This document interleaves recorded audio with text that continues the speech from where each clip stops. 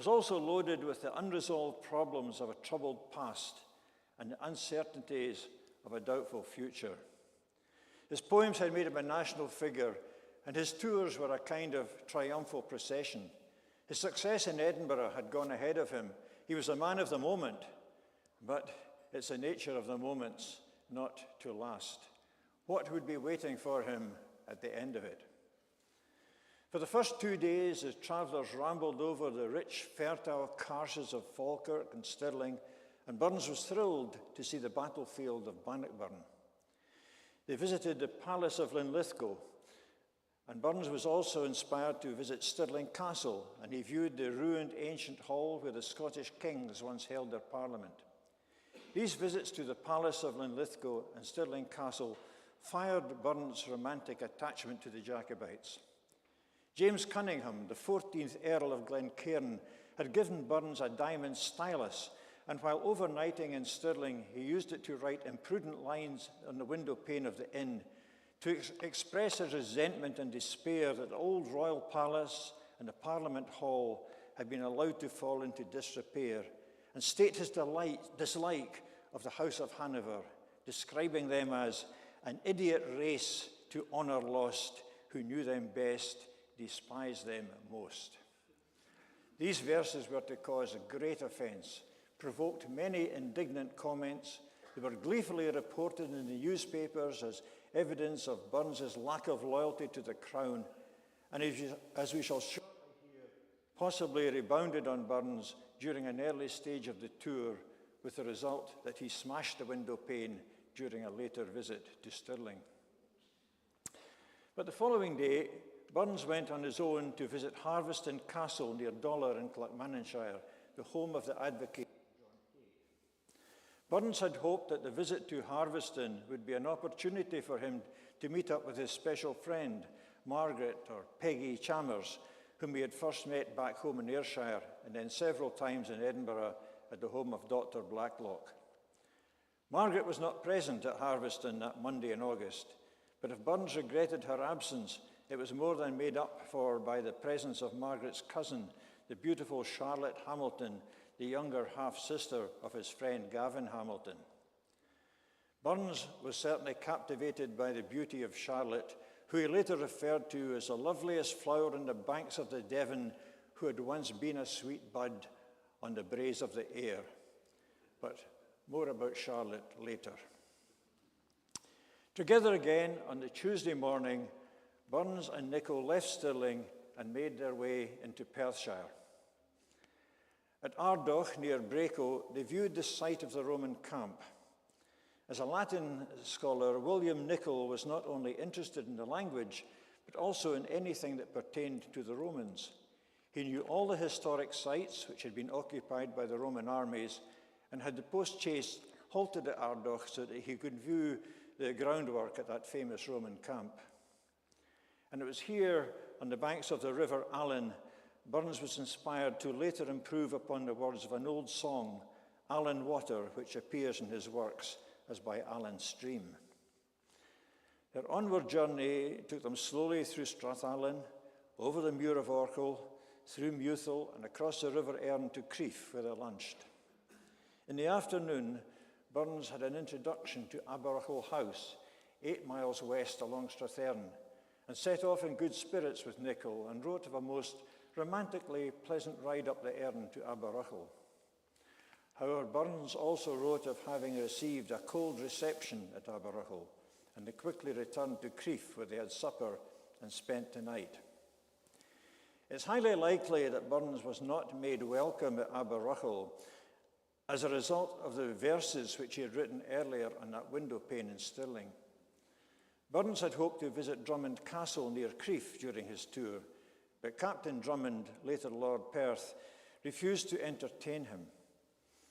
Drummond was a recent convert from the Jacobites, and having just got back the forfeited estates of his family, resented the verses on that account.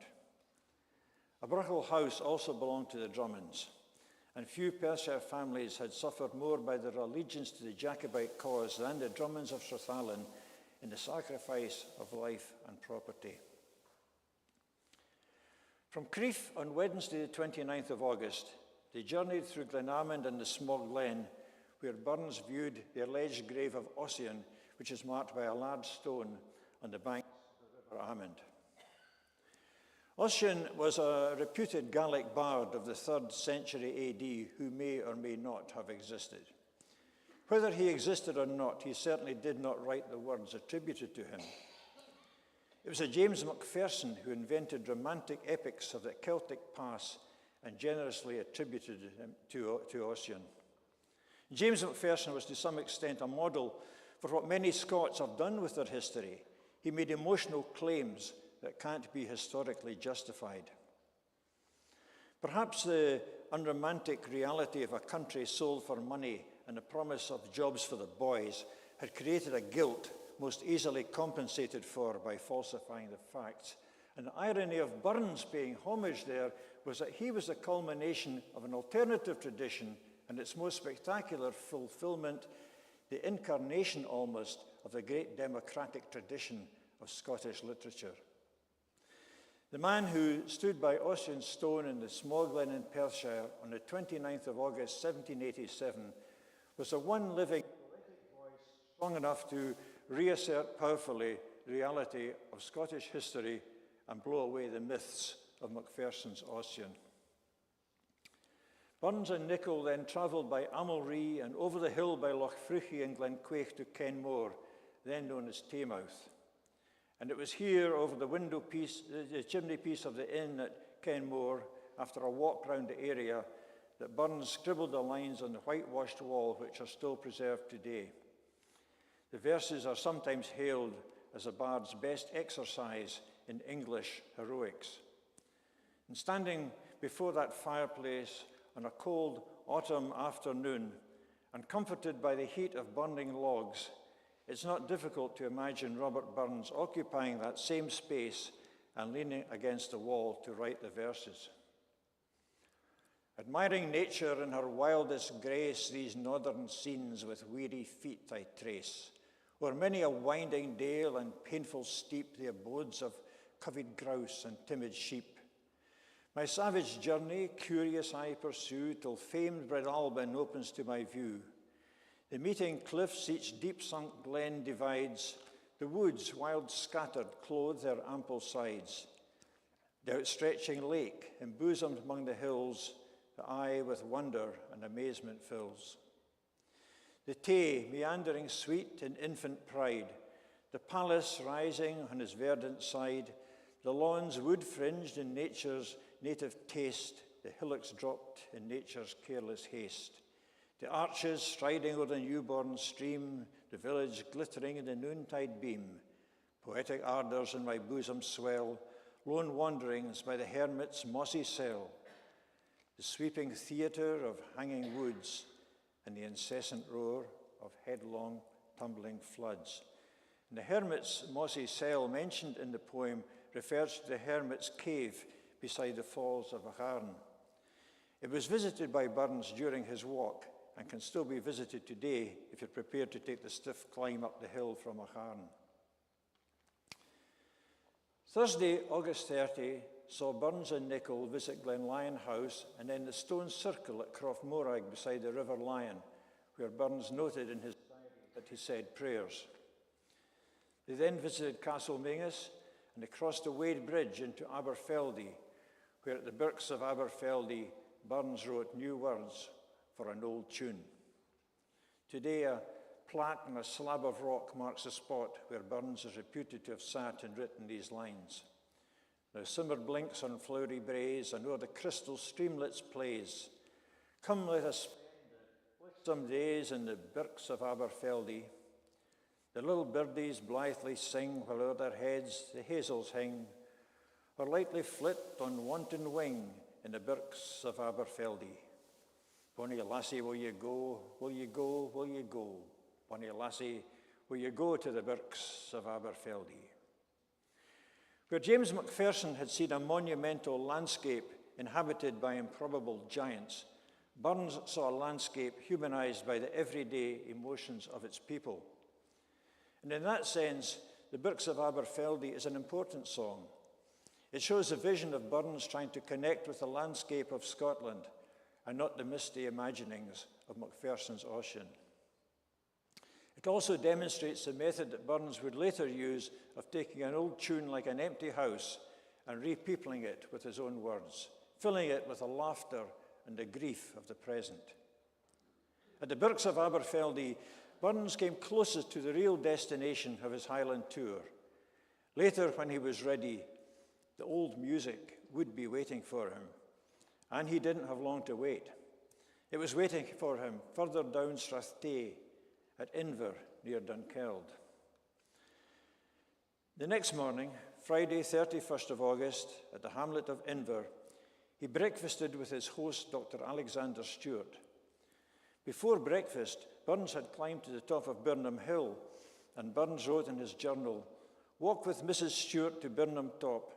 Fine prospect down the Tay, Craigie Barnes Hills, the Hermitage on the Bran Water with a picture of Ossian. Breakfast with Dr. Stewart." And it was then, possibly over breakfast, that Burns was introduced to Neil Gow, the famed Scots fiddler. And it was a most fortuitous meeting, for Burns was to draw many of the airs for his songs from Gow's dance tunes. Burns was also a fiddler, and although not nearly as accomplished as Gow, he was good enough to acquire a few melodies which he later used for his songs. Gow's tune, Major Graham of Inchbrakie, was the air preferred by Burns for My Love is Like a Red, Red Rose. Part of Gow's success as Scotland's best fiddler lay in the fact that he had enjoyed the patronage of 3 Dukes of Atholl. As Burns was due to visit Blair Castle, he might well have wondered if that same patronage might be extended to himself by the 4th Duke. Burns wrote in his journal of their journey up the River Tummel to Blair, the beautiful romantic nest of Fascally, and the wild grandeur of the pass of Killiecrankie. Burns would certainly have been familiar with the account of the battle fought at Killiecrankie almost 100 years earlier, on the 27th of July, 1689, between the Highlanders led by Viscount Dundee, James Graham of Claverhouse, and Anglo-Dutch troops commanded by General Hugh Mackay. By all the rules, Burns should really have had little sympathy for Viscount Dundee, who, as Bloody Clavers, was alleged to have earlier caused much brutality against the Covenanters. However, as a general in the Scottish army, he had remained loyal to the Jacobite cause, and this is how Burns now saw him. Not as a butcher of the rebel protesting Covenanters, but as a Jacobite leader fighting gallantly for James, and at the moment of his victory over the enemy, falling mortally wounded. To Burns, the stone that marked the spot where Dundee had fallen was symbolic of national defeat. But what nation was defeated? Was there indeed a Scottish nation in existence to suffer defeat or victory from an English nation? Burns had a clear answer to these questions. Catholics, Protestants, Episcopalians, Dundee was a Scottish Episcopalian, and some of nondescript faiths had all joined together to fight for the Jacobite cause and the Stuart cause. Had there been no alien race to fill the throne, he would have been as contemptuous of the Stuarts as he was of the Hanoverians and the kith and kin of the wee German lairdy. But a race outlandish did now fill the throne, and some 40 years after the defeat of the Stuart cause at Culloden, Burns felt, as his ancestors had felt, that the Stuarts were still symbolic of Scotland as a nation, and the defeat of the Stuarts had been the defeat of Scotland. Thus, standing by that stone beside the River Garry in the pass of Killiecrankie, Burns's imagination changed Graham of Claverhouse, the killer of Covenanters, into the gallant Lord Dundee, a symbol of the nation. And perhaps it was here that the Bard of Perthshire transcended his local boundaries and became the Bard of Scotland. From Killiecrankie, they continued on to Blair Castle, where they spent the next 2 days. Burns wrote of being easy and happy from the manners of the family and visiting the Tilt and Garry rivers, the scenes around Blair, and of journeying in the company of Sir William Murray and Josiah Walker to Lochtummel and to Struan Robertson's estate at Rannoch. It was during his stay at Blair Castle that Burns met Robert Graham of Fintry, and it was through him that Burns later obtained employment in Dumfries as an exciseman. Burns was later to write that the two of the happiest days of his life were spent at Blair Castle, and he would have tarried there longer had it not been for William Nicol throwing a tantrum and wanting to move on. Nicol became angry because Burns had stayed here so long. He demanded that Burns leave and said he'd go on a loan if Burns stayed longer. Burns obeyed the promptings, but he was annoyed at his hasty departure, although some of the ladies, anxious for more of Burns' company, tried to delay his departure by asking the coach driver to remove a shoe from one of the horses.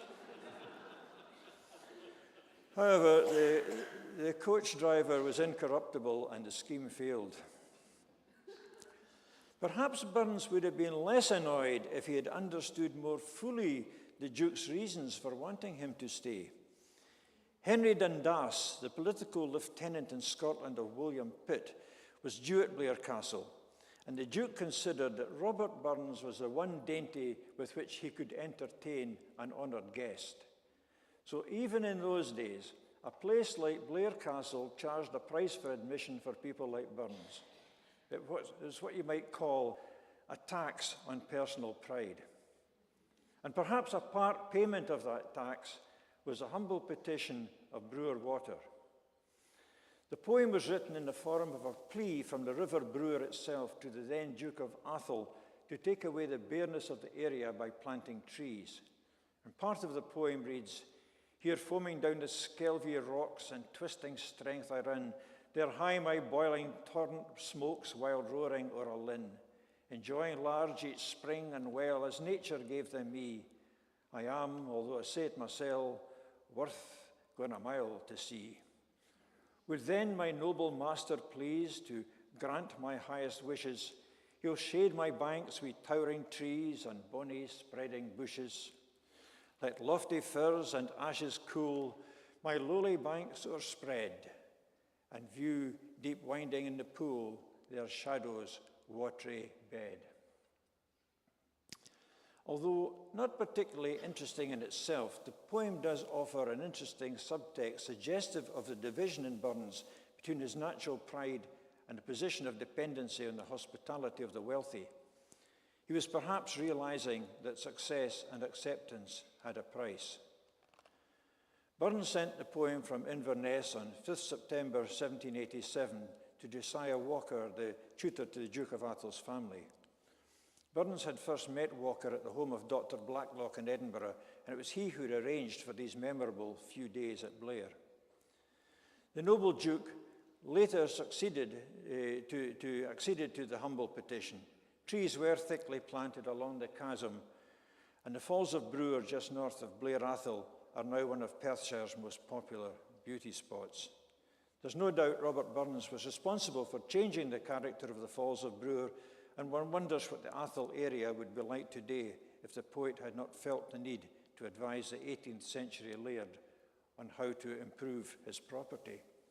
An instance perhaps of the power of simple verse changing both attitudes and a landscape. After leaving Blair and visiting the Falls of Brewer, Burns and Nicol crossed the county's northern boundary, and as they travelled up the River Garry to Dalnacardoch and into Inverness-shire, the hospitality of the previous 2 days must still have been uppermost in the poet's mind when he wrote, "When death's dark stream I ferry o'er, a time that surely shall come, in heaven itself I'll ask no more than just a Highland welcome." So still travelling northwards, the tour now took Burns and Nicol out of Perthshire to Dalwhinnie, where Burns noted there was snow on the hills 17 feet deep, past Ruthven Barracks, onto Aviemore, Inverness. And while in the north they visited Culloden, Forres, Fauchebers, Banff, Peterhead, Stonehaven and Laurencekirk, where Burns finally met his relations. On Thursday, 13th September, they left Montrose and travelled down the east coast of Scotland to Arbroath and to Dundee, where they spent the evening. The following day, Burns and Nicol re-entered Perthshire. Burns wrote in his journal, "Friday the 14th of September, come through the rich harvests and fine hedgerows of the Carse of Gowrie, along the romantic margin of the Grampian Hills to Perth, Castle, Huntly, Sir Stuart Threepland. And following an overnight stay in Dundee, the route to Perth would actually have been by the side of the Sidlaw Hills, and not the Grampians as described by Burns, and then along the old Carse Road, the higher Braes Road, passing through Kinnaird and Fingask. It would have taken them up the Washing House Brae from Glencarse and towards Perth. The mention in the journal of Sir Stuart Threepland would suggest that Burns and Nicholl may have paid a visit to Fingask House near Rate. Sir Stuart Threepland was a fervent Jacobite who had been an ardent adherent of Prince Charles Edward Stuart throughout the entire Jacobite rebellion of 1745, and his older brother David had been killed at the Battle of Preston Pans. A meeting with Sir Stuart, not long after paying homage to Viscount Dundee at Killiecrankie, would surely have appealed to Burns. Excuse me.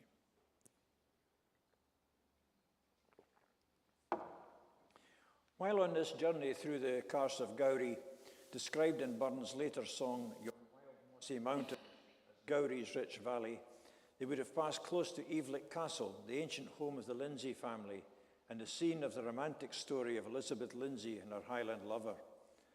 Burns collected a fragment of the song during his tour, which he sent to Johnson for the Scots Musical Museum. The complete ballad became a popular song, but was not published until 1806, 10 years after the death of Burns. Will you gang to the Highlands, Lizzie Lindsay? Will you go to the Highlands with me? Will you gang to the Highlands, Lizzie Lindsay? My pride and my darling to be. Their entry into Perth would have been by way of Corsey Hill, where Burns took note of the fine view, then across the River Tay, over the bridge completed only 16 years earlier in 1771 by John Smeaton. We know that Burns stayed at Croom's Tavern in the High Street, with the proprietors, Mr. and Mrs. Croom, the parents of the Reverend D.M. Croom of Lauriston Place Church, Edinburgh. Burns was a magnetic centre of attraction, and it was later said by Croom to have been a most superior occasion, a rich intellectual treat, edifying and stimulating the listeners. To hear Burns talk with snatches of human portraiture of the men and women he had met on the wide stage of life, speaking with energy, his glowing eyes flashing round a circle of eager and intent admirers, it was worth much to these 18th century Perth citizens.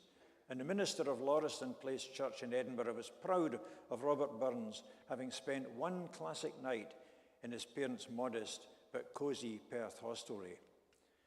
Today, the site of Croom's Tavern is marked by a bronze plaque above the doorway at 186 High Street, and it was restored by the Perth Burns Club in 1992.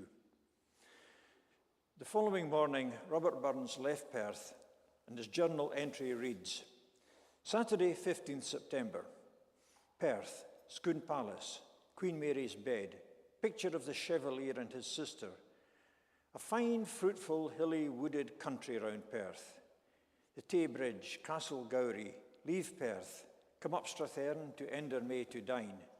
Fine, fruitful, cultivated Strath, the scene of Bessie Bell and Mary Grey near Perth. Fine scenery on the banks of the May. Mrs. Belches, gawky, frank, affable, fond of rural sports, hunting, etc. Miss Stirling, her sister. The mention in the journal entry of Bessie Bell and Mary Grey, the two Perth maidens who built themselves a riverside bower to escape the 1645 plague, is interesting. Burns would not have had time to actually visit their grave at the Dronach on the banks of the River Armand, and so reach Invermay in time for lunch. It's more likely that Mrs. Graham of Bulgowan, who Burns met at Blair Castle and on whose estate the grave was and still is situated, related the tale, and perhaps related the old ballad to Burns. For the aforementioned letter from Josiah Walker contained the following passage.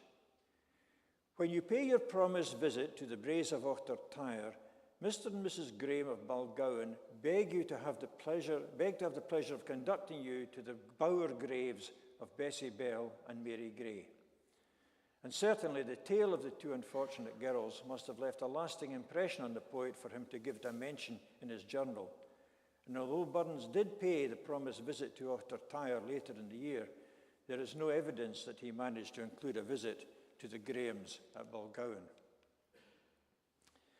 At Invermay House near Fertiviat, he dined with the Belches family and visited the Birks of Invermay, the scene and title of an old song with which Burns would have been familiar. The Belches family of Invermay were also connected to another of Scotland's great literary figures because Wilhelmina Belches later had a romantic liaison with Sir Walter Scott. And indeed, Scott was a regular visitor at Invermay, where a bridge over the River May is known as Scott's Bridge. From Invermay, they would have then gone over the old Wallace Road to Kinross, where they spent the night, and Burns wrote of having reflections in a fit of the colic.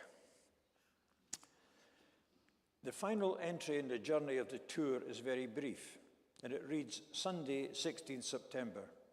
Come through a cold barren country to Queensferry, dine, cross the ferry, and come to Edinburgh. Although Burns had now reached the end of his Highland tour, he was to return to Perthshire again in October of that same year, but this time on a more romantic mission.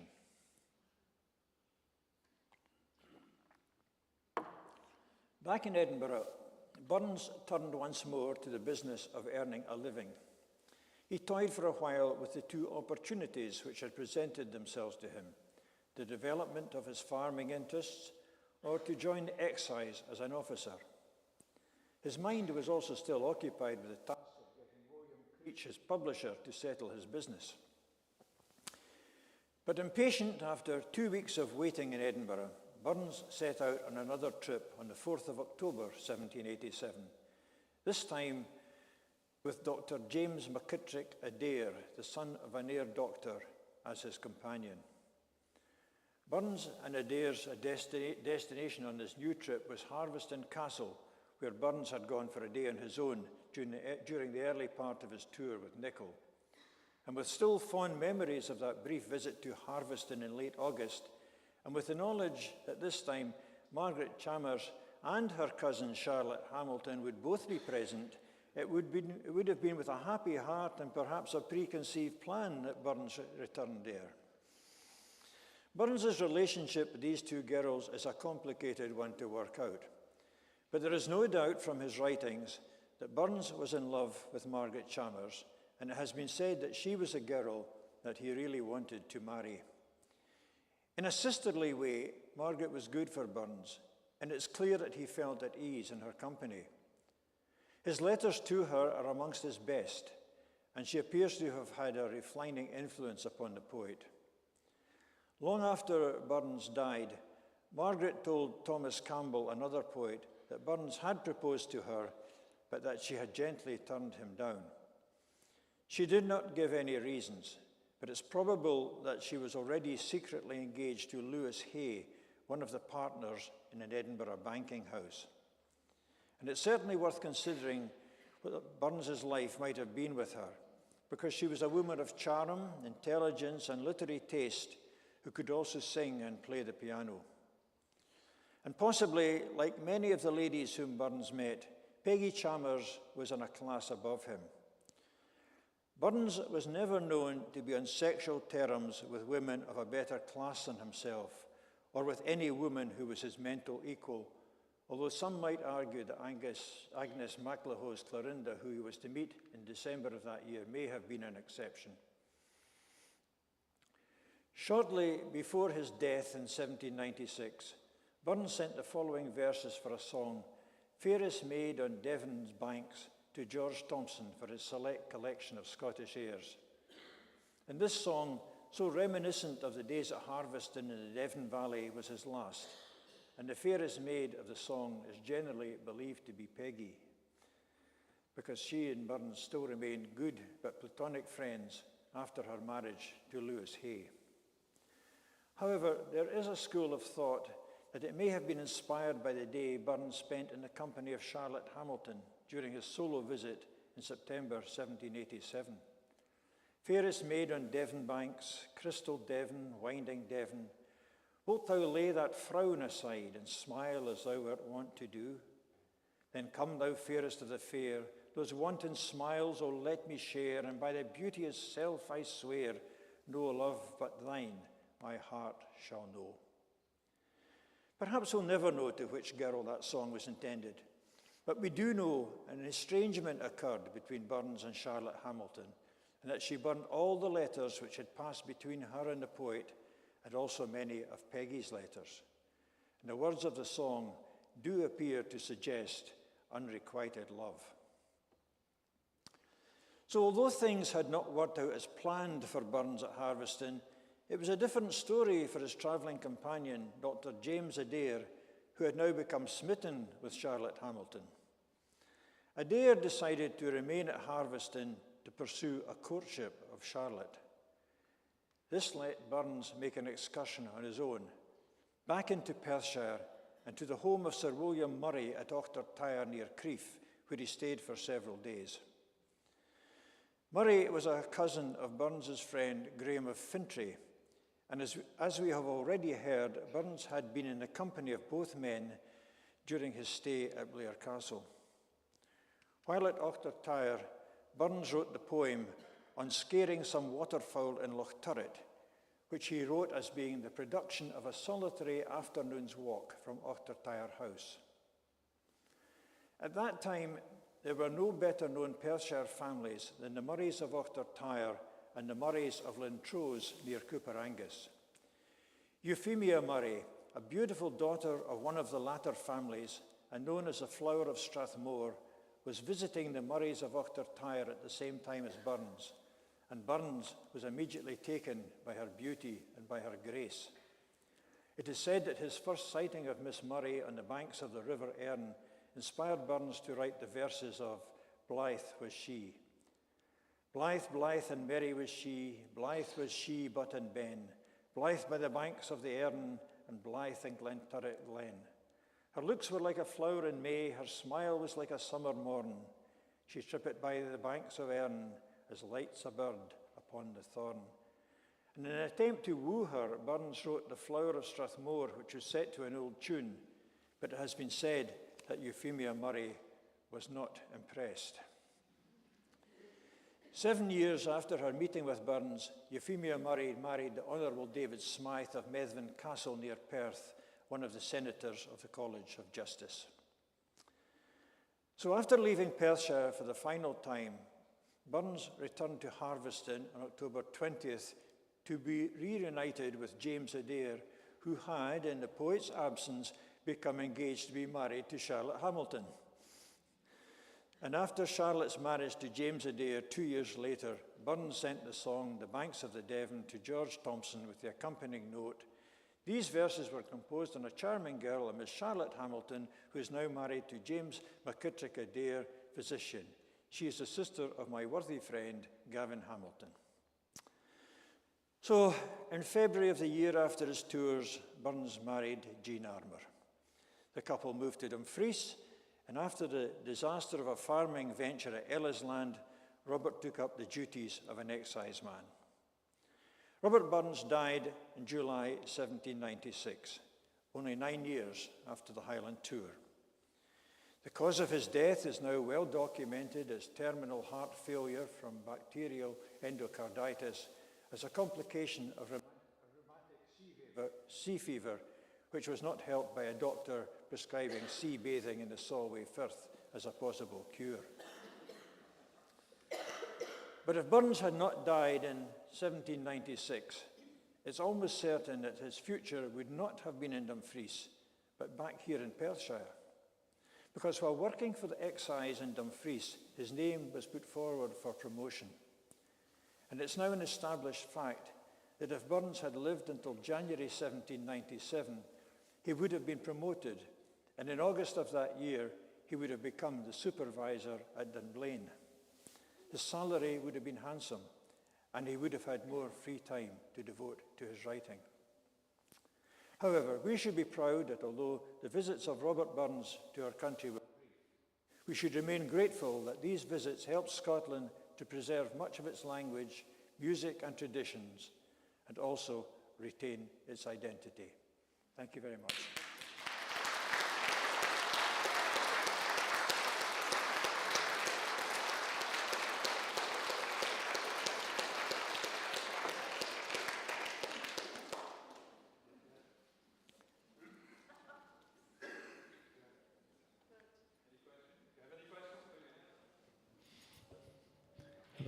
Yes. Thank you very much. Donald, that was incredible. What a tour de force that was. I didn't know any of this Perthshire related context to Robert Burns.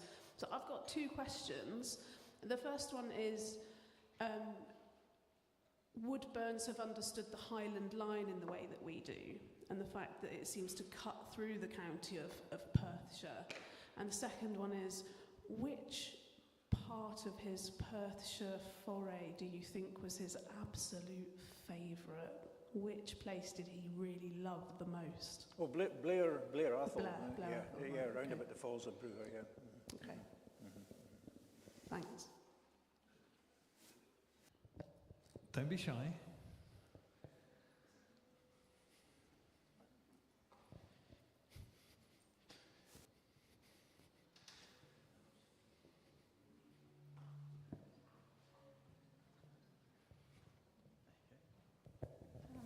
That was very, very interesting, thank you. But I should like to know just a little more about the lady he did eventually marry, that you mentioned towards the end. Sorry, I didn't quite catch that. I greatly appreciated the talk, it was very interesting, but I should like to know a little more about the lady he did eventually marry. Well, Jean Armour, yeah. Yes. Yeah. Well, that's a book in itself, I think. The story about Jean Armour, he had twins to Jean Armour before he set off on the Highland tour. He already had family to her, but Jean Armour's father did not like Burns, and they thought he was a bit of a ne'er-do-well. But after Burns made a name for himself in Edinburgh, Jean Armour's father had second thoughts about that, and so when he returned after these tours, he returned to Ayrshire, and yes, old Mr. Armour gave the approval, and they did get married. So, and she was a loyal wife to him, and they stayed together until Burns' death. In fact, when Burns produced a child to the barmaid at the Globe Inn during their time in Dumfries, Jean Armour looked after that child as well and brought her up as her own. Yeah. So, there you go. One over here, Donald. Thanks very much. This is totally fascinating. Save me doing the maths. What age was Robert Burns when he did this Perthshire tour? When he was in the tour, he was 28 when he was here, yeah.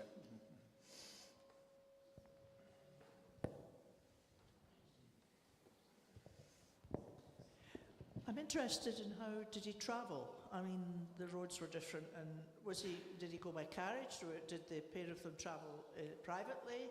How did he travel around the area? It was a post chase, probably two horses, and Burns was sponsored by a very exclusive society in Edinburgh, the Caledonian Hunt, and they probably paid for that trip, because that would not be cheap to do that tour. But it was a post chase, a little carriage with probably two horses. In some of his other tours, when he came back the second time to Perthshire, it wasn't by post chase, and he travelled on just horseback. He had his own horse. One more. Thank you very much. I thought that was an absolutely superb presentation and thoroughly enjoyed it. I appreciate it. I was really interested in the tour. My question is, how long did the tour take? Sorry, How long was he out touring on that Highland tour? About 21 days. Very short time. Short time. How many songs or poems arose from the tour? Sorry? How many songs or poems arose from the tour? Well, some of them I've quoted here, but he was really collecting. This was the big thing. He was collecting old tunes, and then later on he would put his own words to them. They weren't all necessarily all written during the 21 days, but he would collect the tunes and then work on them and put words to them later on.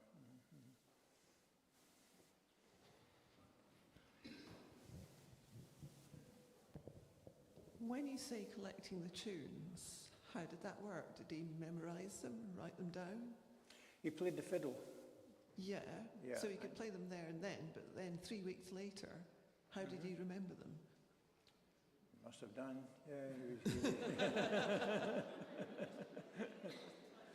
Yeah, he did play the fiddle. He wasn't a good fiddler like Gow, obviously, but he could knock out a tune, and he probably just had a good ear for remembering music. Yeah. Memory. Are you all done? Any more fine? Thank you. Oh.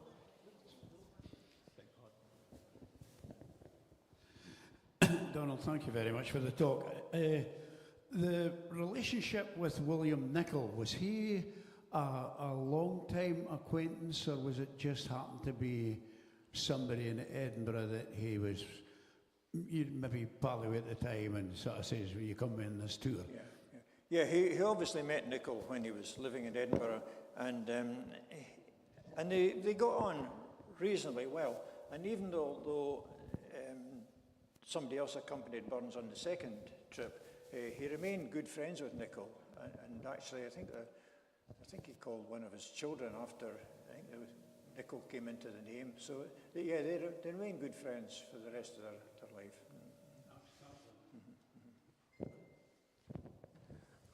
I think we all agree that was incredible, wasn't it? I think I know very little, being from the other side of the border. I know very little about Robert Burns, but I have to thank you, Donald, for that. I think we're very familiar with the areas in which he travelled, and clearly the next time we visit the areas, we'll visit them with a slightly different viewpoint than we've done before. And I can't thank you enough for the time that you've taken this morning to illuminate us on his time in Perthshire, and thank you very much for that. I will just say that Donald does have some books here. If you're interested in purchasing them, I'm sure he'd be delighted if you avail yourself of that. And thank you again, Donald. Thank you very much.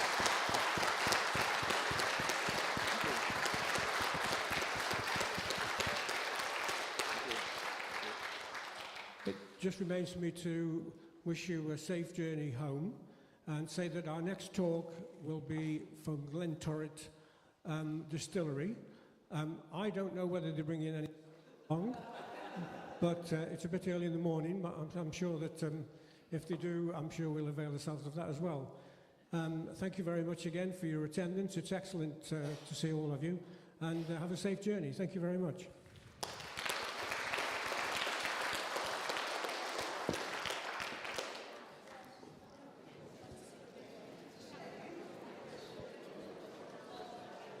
Is that okay?